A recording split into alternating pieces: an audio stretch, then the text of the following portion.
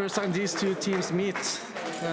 Bærum has got a lot of experienced players, old players, so they rely heavily on their technique.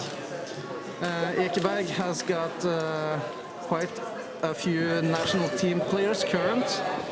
So they should also rely on their technique, right? They should rely on their technique and their running strength. So I think this will be a game that is decided on defense. The person that is able to shut down the other team's offense is likely to be the one pulling away with the victory. The hard thing with the Bærum team is that they are playing a bit unconventional, I'd say. They are not playing, we're not used to seeing them at these tournaments. So we don't know how they play, and they play in a different way than any other team I've seen in Norwegian tournaments. Indeed they do.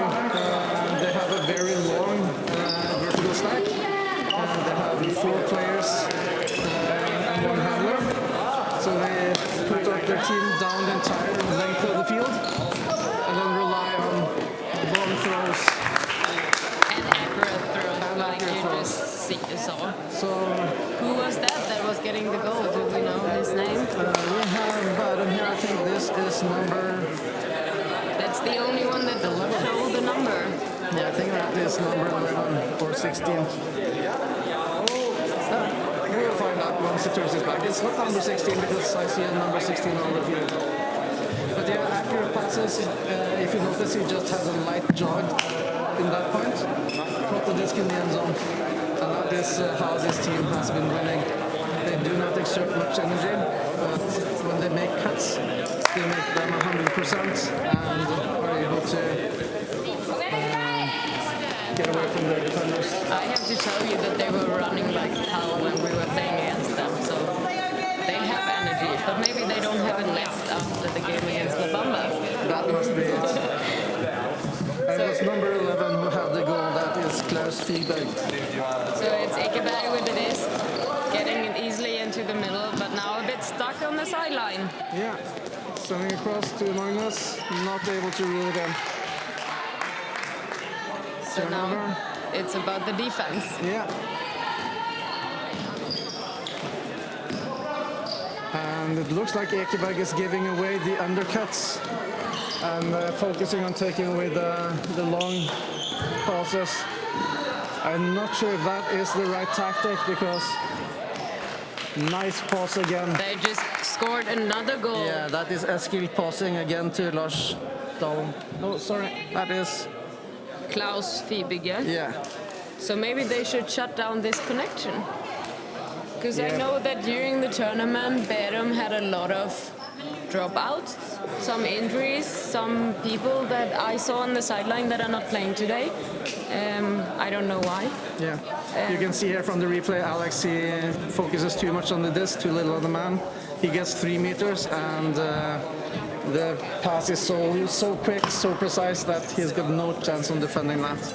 But a typical unconventional pass. Yeah, it's a quick very hammer bladey over the whole field, kind of. So it's quick to get to the destination. And now they're playing very poachy defense, so they're letting go. Sandra is completely free, not having anyone. Yeah, they're relying on being able to stop any long passes. And now again, Sitara quite free. Oh, and a nice pass too. Called not in. I'm quite sure he lifted his front leg before he caught that disc. I didn't see a call there. I just saw that maybe Ole just decided that he was not in. Now he's definitely in. Nice, easy pass to Ole. Yeah. That's also a typical connection you should stop. Magnus to Ole, they have been playing together for a long time. Yeah, Ole Christian, he is lethal in the end zone. He gets the free and he doesn't need much space, and he has got magnificent hands as well, able to reel in a lot of discs. So here Sandra pulled away the defender and Ole Christian came in behind. So Sandra cuts across and Ole Christian is wide open behind. Very good play. So Ole Christian with the disc. Oftentimes he has done left-hand pulls. Let's see what he does today. No. Yeah, that was a left-hand pull. Long hang time, lands in the end zone. Again an overhead to the midfield. And one pass down the line. And that was an easy goal, yes. It was one break pass, right? And then getting it easy. One overhead across and then down the line. And that is how they have scored a lot of goals. So I think if Ekeberg wants to win this game, they have to stop the upsides, the hammers especially. Yeah. But there they also utilized the height mismatch, playing on the person defended by Sitara. But this is what they will most probably use a lot, because I only saw 5. Are there only 5 of them left? Are all the other ones injured? It feels like they don't have many players left, so they will always... no subs on the sideline. Yesterday there were 3 girls playing. Today it's so far only boys playing. Yeah. I'm not sure whether anyone feels offended when I call them boys. They also had the extra help, number 18. And that is... that's the difference between the overheads from Bærum and from Ekeberg. That one hung a long time. Oh, injury. Was there some contact? Yeah, there might have been a tiny little bit of contact. Here you see the replay and the nice D. And it's continuing the game. So apparently the injury was not also bad, which is good. Yeah. And there again, laser throws into the end zone, able to reel it in. That was number 8, Stig Solstad. So I think what Ekeberg has to do now is to slow it down. I'm sorry, Stig Soderland. I might, if I would be in their situation, I might try to force straight. Maybe that's not that good for their hammers, but the hammers, they can throw hammers anyway. Yeah. If they throw against a not that tall player, they will throw them anyway. But it's important that they can't get forwards that fast as they do at the moment.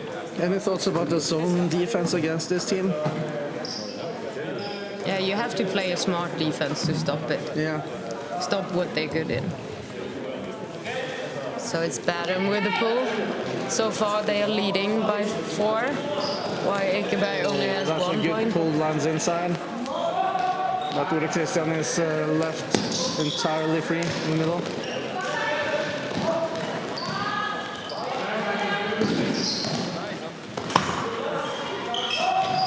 Nothing down the field. But she gets the reset to Magnus. Yeah. Ole Christian down the field. Gets nothing. And there was a foul call on the throw. An accepted foul like Ole is showing.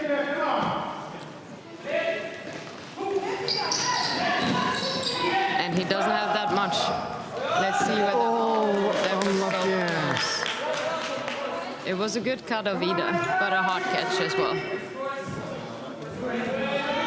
Long pass downfield, that is not caught. He needs a little more Red Bull to give him wings to catch that one. Nice pass. Looking for a reset, not finding it. Looking downfield. Now finds the reset. Sitara getting the disc. Looking downfield. Finding no activity downfield. Ekeberg is now playing with 3 handlers.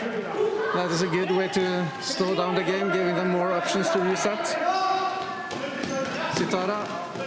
And there are too many players in the end zone. Yeah. So it was hard to put. And an easy goal for Ida, completely free. Yeah.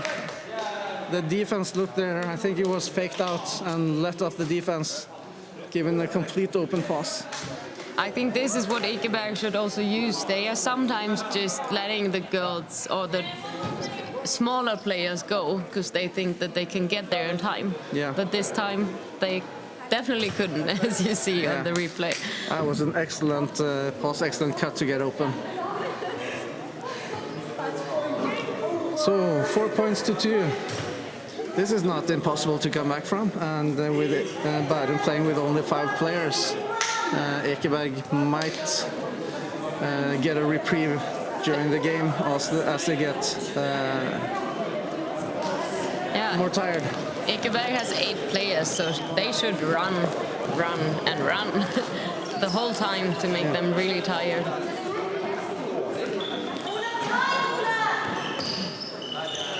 And now they are a bit stuck, Bærum, on the sideline, but not for all too long. Yeah, looks like Ekeberg is starting to take away more of the undercuts. Able to reel it in, and a scuba across. And that's number 12, Espen Lindholm.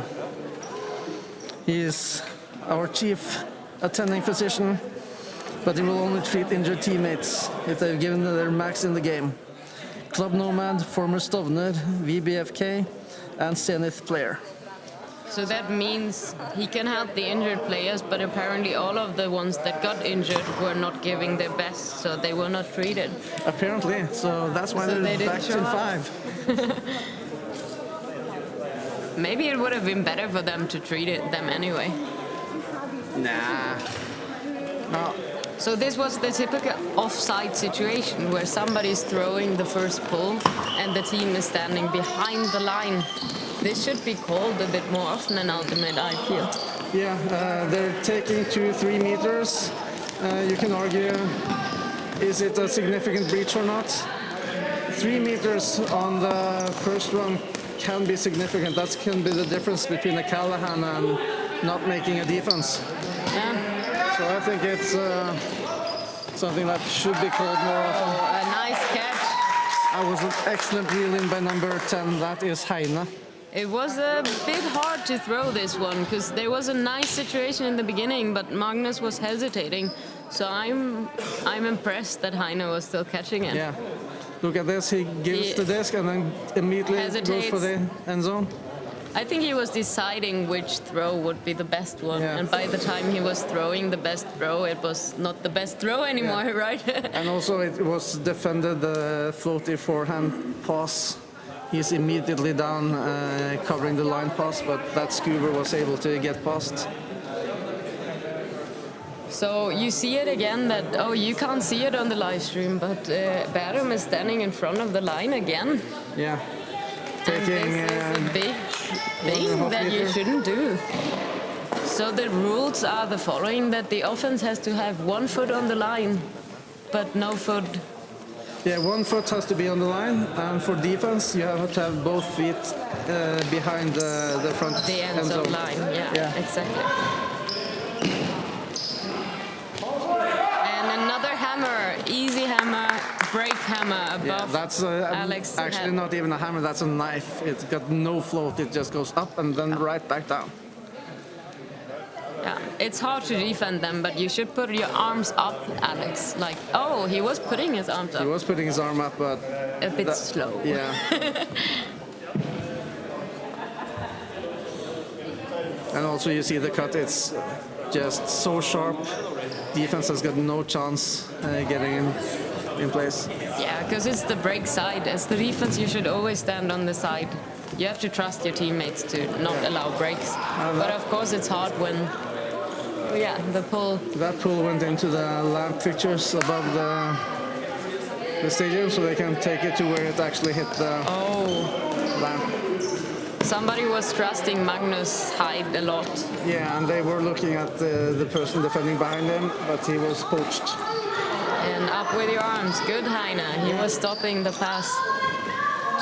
And not stopping the other pass, but this was the open side, right? That was the open side, so that is Alex's defense, and number 8, Stig Soderland, gets a relatively easy goal.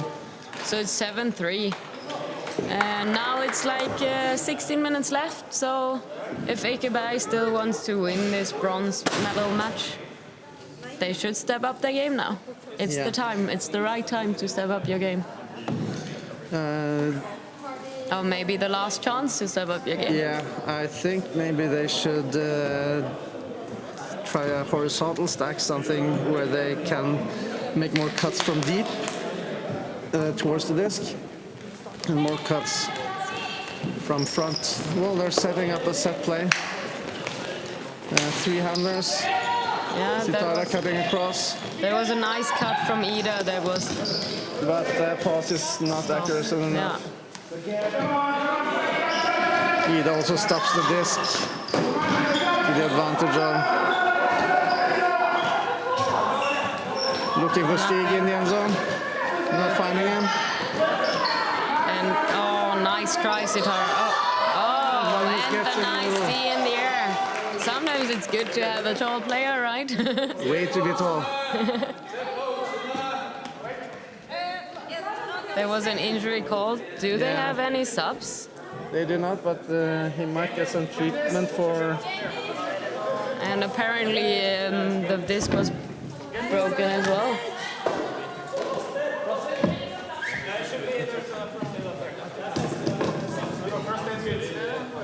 So somebody might be bleeding. Yeah, he needs a little first aid.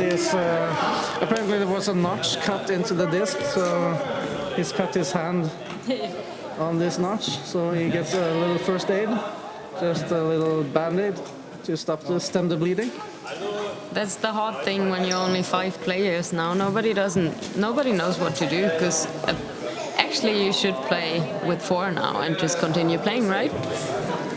If you're not able to sub, then You have to go on playing. yeah, But now everybody is standing a bit confused, waiting for him. yeah. Let's hope But that is also good spirit by Ekeberg not playing on. Yeah, but it's also hard for them because they are behind, right? Yeah. So they have 40 minutes left and the time is running for them to be able to catch up. Yeah. So I guess to see they will get this rewarded in the spirit scores, but that does not give you a bronze. Yes, that doesn't give you a medal. No, but it might give you the spirit of the game, which is even better than any medal. So let's see whether he's getting back. He's getting back on track, and the game can continue. Yeah.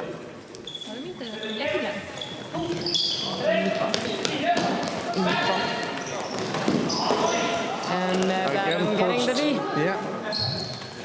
Again, that was not the person that was marking the player that got the D, but somebody coming in. And Ooh, getting the nice layout. layout by number 10, Eskil. And Not able to repeat the same catch in the end zone. That's number 8, Stig Sødland again. Sitara, give and go with Ola. Heine with the disc, looking for an option. And now they have to play patient. They have to calm it down. Another thing you saw, Hi. Ida was poached on again. there was a pick call. Was it a pick call or an There was out call? a pick call and then it was withdrawn. Let's because he see was on the called out. replay whether she was out or not. I actually think that she might not have been out. Well, But the there disc was- was immediately turned over for a score. And a quick turn for Ekeberg. So now they're back in the game. And as they say, the disc don't lie, so apparently she was already in. So they got the disc back and a quick score. Sandra. And that was not Sandra that was getting the score. That was Sitara. Indeed it was.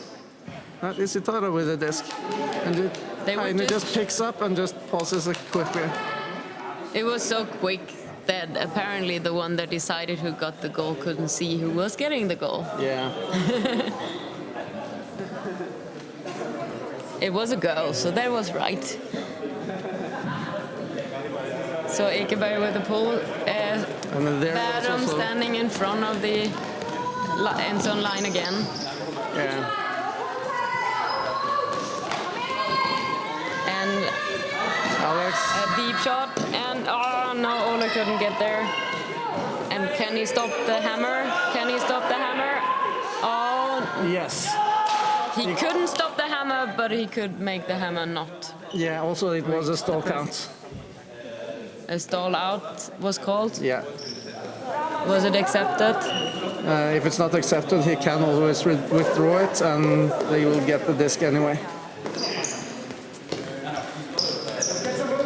Ole was checking in the disc, which should have been the defense checking in the disc, right? This is a...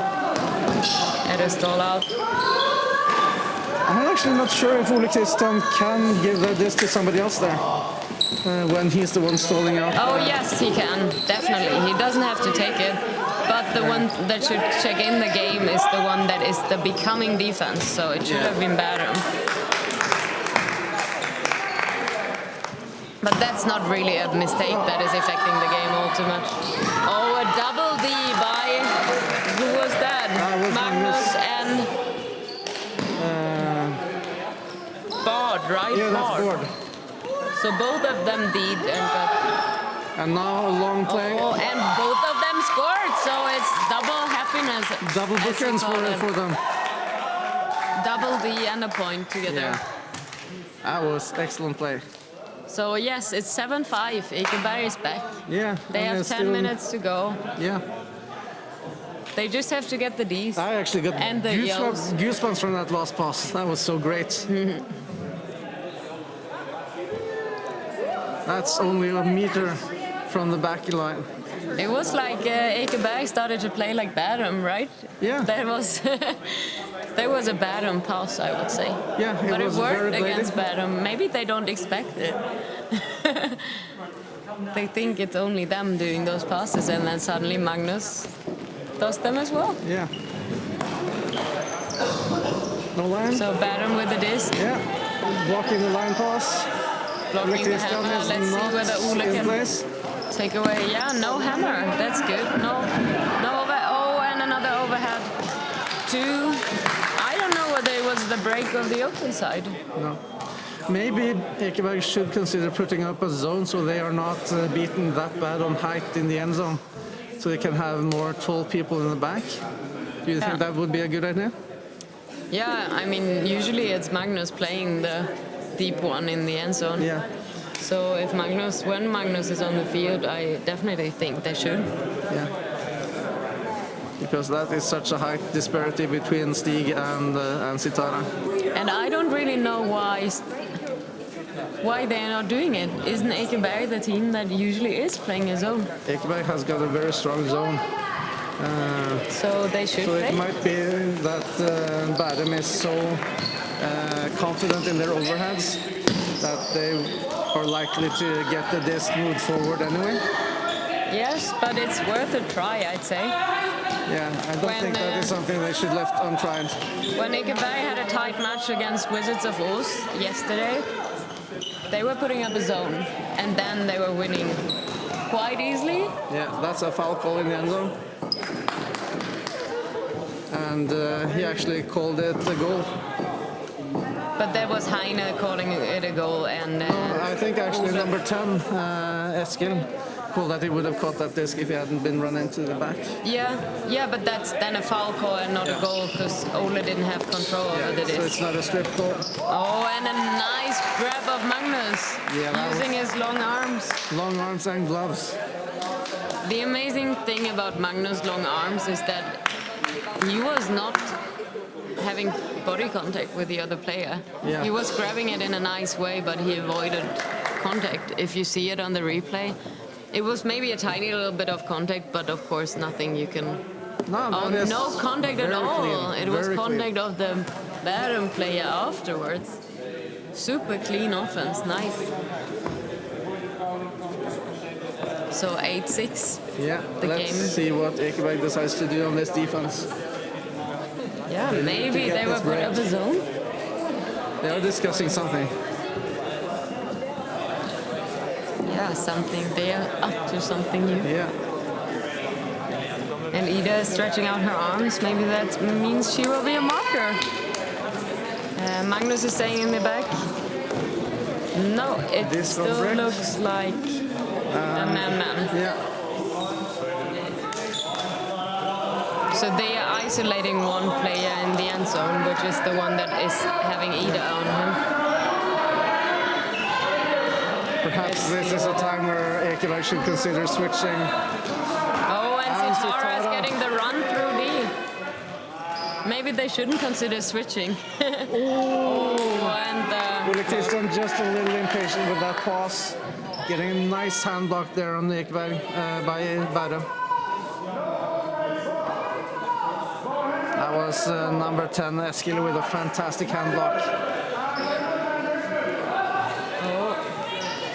Pass across to Klaus. But it looks like Ekeberg managed to stop their hammers and their upsides. Maybe there will be an upside coming now that I jinx it, but they were slowing down the game. So Sitara gets to make up the space. Eskil with a disc.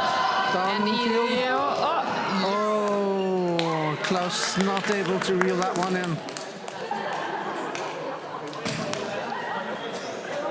Tries to let's jump, see how it they- was really tall. and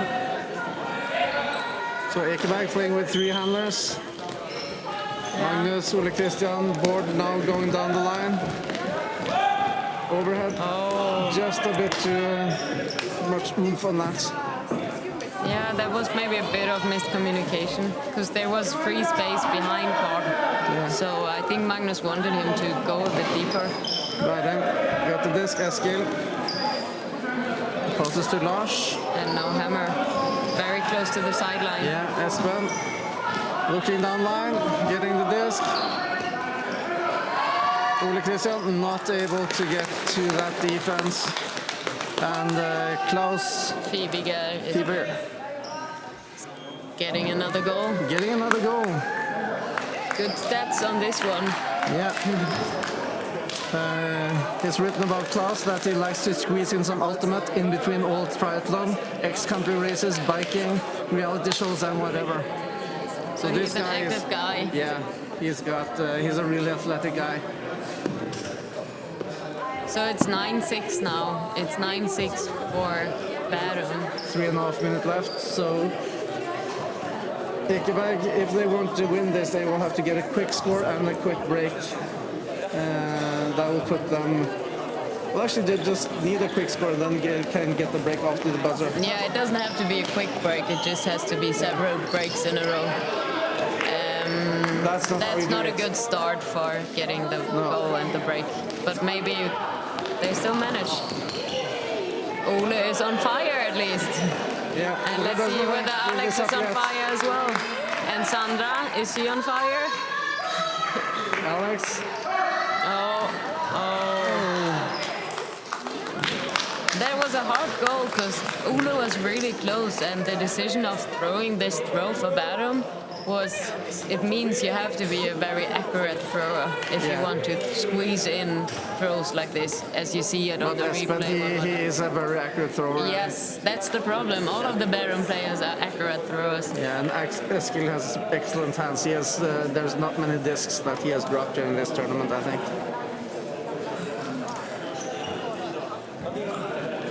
Oh, Ole was so close. Yeah. At least from above, it looks very close. So they are standing in front of the end zone line again. It doesn't seem like they know this rule. Maybe it was not like this back in the days when they played. Oh, and a long hammer on Magnus, and it is caught.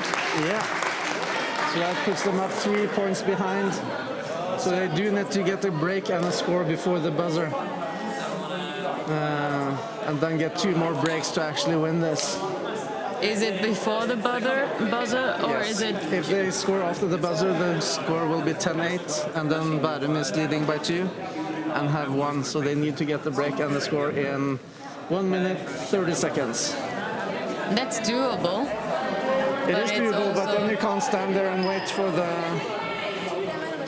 Yeah, you can't have a slow defense. You have to have a... And throwing out the brick is not a good strategy for that either. I guess that this was not on purpose. It's not their strategy. So let's see whether they can get the quick one. So hard defense, stopping all undercuts. No.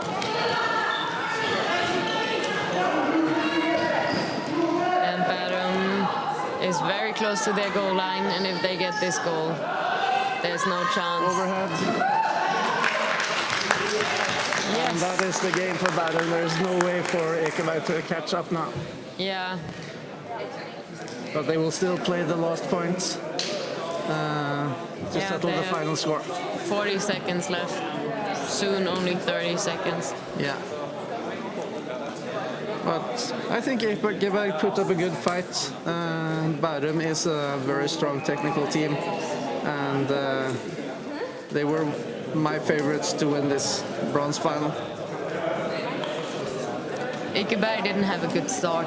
I think they needed time to adjust to what Bærum was doing. Yeah, but now they're doing well. Also, Bærum, they put in the effort in the beginning of the match. Even though they knew they were 5, they would rely on their stamina. So they got in a good start. The nice thing about Ekeberg throwing away the disc. This is like us playing against them. Last point.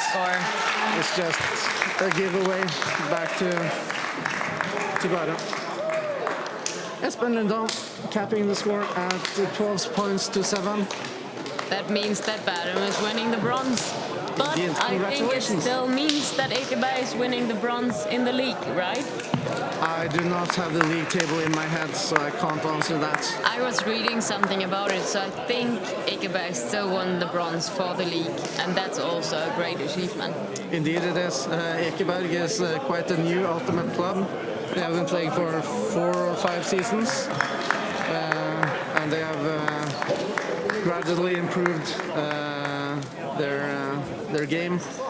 The nice thing about Ekeberg that you've seen in this game is that they will not top their lines. They will not decide that somebody can't play because this player is a bit less experienced. Yeah. I don't know about Bærum. Did they top their line? They didn't have any bad players that they subbed in, so... No. Although they didn't have any subs, so Yes. I guess that is... It's a win-lose situation, maybe. Yeah. Yeah, so that was the game. Yeah. Thank you for watching. Next up, we'll see the final between Pancake and Trondheim. Any thoughts about this game? Edita, how do you think this game will go? Yes, that's exciting. I know that the Trondheim players were telling me that they didn't have their best tournament ever. They had some slow plays.